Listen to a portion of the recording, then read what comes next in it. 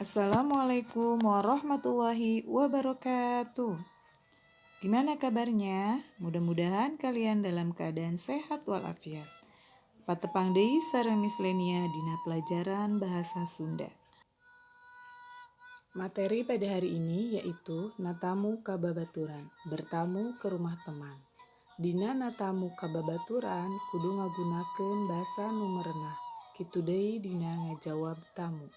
Dalam bertamu harus menggunakan bahasa yang tepat. Begitu pula dalam menjawab tamu. Di sini ada contoh percakapan ke rumah teman, bisa kalian perhatikan. Contoh percakapannya. Punten, oh tina mangga kalebet, sawios di luar bae. Bade aya pergiogi naon?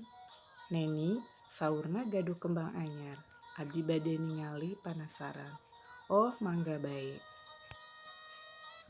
Dalam percakapan tadi, ada yang termasuk dengan kalimat panuhun jeung pananya. Panuhun nyaeta permintaan. Contoh kalimatnya, mangga kalebet, silakan masuk. Ada yang disebut dengan pananya, pertanyaan. Bade aya peryogi naon? Mau ada perlu apa? Setelah menyimak materi yang tadi Miss sampaikan, mudah-mudahan kalian semua dapat memahaminya dan tetap semangat belajarnya. Hatur nuhun. Wassalamualaikum warahmatullahi wabarakatuh.